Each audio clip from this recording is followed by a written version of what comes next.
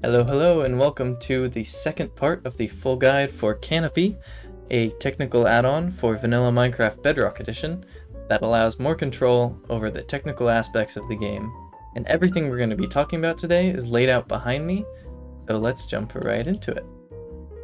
First, we're going to talk about tools intended for creative mode, and as we get further back, we'll talk about survival tools. So the first one of which is just simple game mode switching. You can easily switch game modes with /s for survival, /c for creative, and /sp for spectator. Just like that. Moving on, we have the jump command, which needs to be enabled. So you can do that with feature jump true. Now once that's enabled, you can just look at a block and type /jump, or you can type /j, either one. And when you press enter, you should be teleported to that block, no matter how far away it is. So if you want to enable it in survival, you do feature, jump, in survival, true. Now we can jump while in survival mode. Next we have the change dimension command. So if we go on top of this platform here, I'm going to change to the nether. It's very simple, change dimension. This command is actually a vanilla behavior in Minecraft Java Edition. Not sure why it's not in Bedrock yet, but the script API makes it easy, so here it is. Change dimension, we can say nether. And we'll get teleported to the same spot in the nether. Here we are. And we can go back to the overworld, change dimension. And we can say overworld. And then we can also specify coordinates if we want. I'm going to go to 6,000, 0, 6,000. I'm over here instead. The next command is SummonTNT. This command lets the player summon as much TNT as they want in a single tick at their feet. So we can enable it just by doing /feature SummonTNT. True. And then we can go wherever we like and do /SummonTNT. I'm just gonna do 20.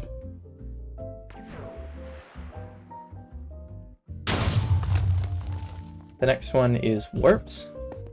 And this is a relatively powerful thing for something like a creative multiplayer server. You can enable warps by doing /feature warp true. By default, only players in creative and spectator mode can teleport to warp, so if you'd like to also enable it in survival, you can do /feature warp in survival, true, and that will let people warp in survival. So for example, I can stand on this lantern here, and I can do /warp add lantern, and that's now a warp. So I can see all the warps by doing /warps. You can see I have two here. We can warp to the start just by doing this, and this will warp me back to the start of our tutorial. And we can also do /warp lantern to return to here. When you're finished with the warp or don't want it anymore, you can do warp remove and then the name of the warp. That was nem. There. Warp lantern has been removed. We can make sure just by doing /warps. Moving on down the line, we have disable explosion block damage.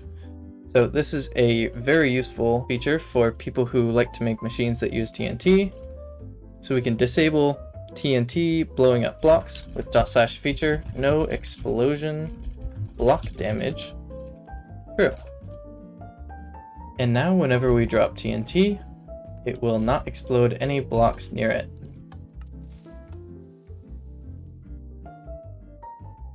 Super simple. Our next feature can manipulate the priming momentum of TNT. So normally when TNT is primed, it has a certain random offset, which we can see here. And we can disable this offset entirely by doing /feature no TNT Prime Momentum true. And now any TNT that drops will drop in a straight line. We can also get the extreme of the priming momentum by doing /feature hard-coded TNT Prime Momentum, setting that to true. And now the TNT will get its maximum momentum And when we disable that, we'll go back to normal. The next feature is no tile drops, and this one can be enabled with /feature no tile drops. True. And now when we break anything, it will delete any items that drop from that block, including items from chests. Now you might be saying, isn't there already a game rule for this? Yes, there is. It's called do tile drops. You can see I currently have it true in this world, but the difference between the vanilla version and the Canopy version is that Canopy also deletes items dropping from inventories. Also, Canopies only applies when the player breaks the block, so your machines which rely on block breaking will still work. Next over here is Hotbar Switching. You can enable this with /feature Hotbar Switching. True. So we can see there's also a survival version in case you want to disallow the use of it in survival. And I'm going to grab this arrow. And this arrow is going to be very important. We're going to put it in the top right of our inventory here. And now when you see when I crouch and scroll, some numbers appear above my hotbar. And these are actually saved hotbars being loaded and saved. So if I go to my first hotbar slot and I load it up with nether type blocks, and then I switch to the second hotbar, now I can go around and influence this hotbar, and I can switch back to the nether blocks if I want. And I can go and I can do that even with all sorts of things. Save this in the third. These are going to be saved in my fourth slot. So I can switch back and forth between all these items very easily. All you have to do if you want to crouch and switch hotbar slots is take the arrow out of the right slot, and now you can crouch and scroll freely. And that's it for creative tools. The rest of the items behind me are totally survival tools, so these are features that you can choose to enable and disable in your world that might be helpful to you. The first thing is camera tools. You'll need to enable this command first, which is feature camera true. And now this has enabled the /camera command, which can give you things like a free cam and some other things. So we can do /camera spectate to go into a spectator mode with night vision and conduit power. And we can go inside this bedrock and inspect it, and we can see through the info display, somebody really wanted their boats and their hose safe inside this bedrock box. Additionally, the camera command can do one other thing. It can save your current position as a custom camera. So if we do /camera place, that will place a camera at our coordinates. And then if we end our camera spectate, this will place us back where we started the spectate. Great. And then if we do camera view at any time, we can view our placed camera up here. And you can see your player in the world in this version. This is not spectator mode, so you can interact with the world as normal, just like this. And when you're done viewing your camera, just do /camera view, and you'll return to your body. The next useful survival command is called claim projectiles. So this can be enabled with /feature claim projectiles, just like that.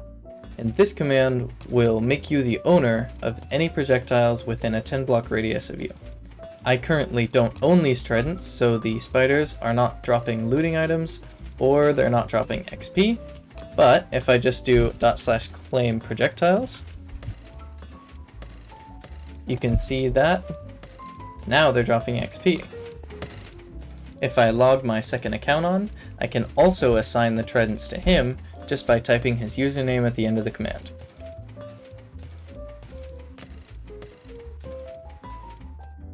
The next feature is really quite a useful feature. We're going to take out that arrow from last time. And now, when we enable the Flippin Arrows feature, Flippin Arrows, true. Now when we take this arrow, we can right click to spin blocks around or flip them. Iron trapdoors and doors will flip open without any redstone power, and any block which has the, if I run ./data on this, any block that has the direction state will be able to be spun by flipping arrows. So that's wonderful. Also, if I put this in my offhand, then any block that can be flipped that I place will place the opposite direction that it usually does. This next feature, called Pickup on Mine, which can be enabled with /feature pickup on mine true. This feature will change how blocks get transferred to your inventory. Now, when an item drops from a block, it will jump straight into your inventory.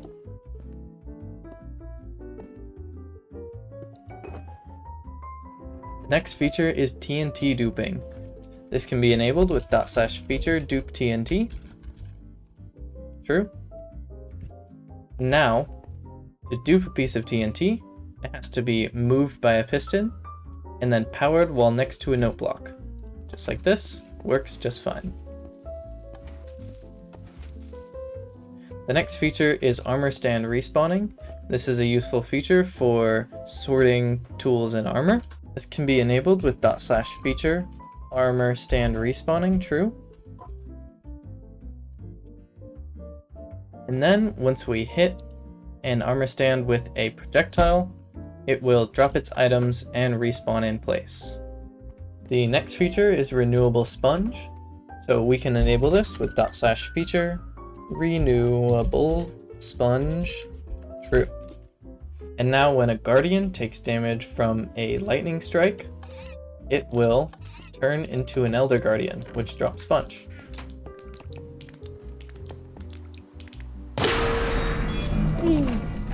There he is. Oh gosh, I didn't think this through, did I?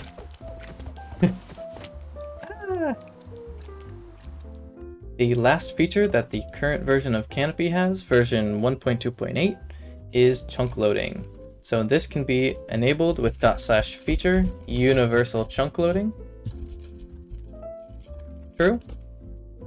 When this is enabled, any minecart that spawns will have a 5x5 chunk ticking area around it for only 10 seconds.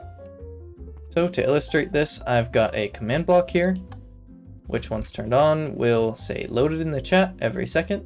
And if I spawn a minecart and teleport far away to unload the area, you can see that the minecart will still be loaded for just a little while. I think there are 10 of those there. Perfect. So now we'll TP back. We can see that both minecarts are there, but they didn't load the area after the 10 seconds was up. And that's it for the latest version of Canopy. I hope you found this video instructional and helpful, and I'll see you next time. Bye bye.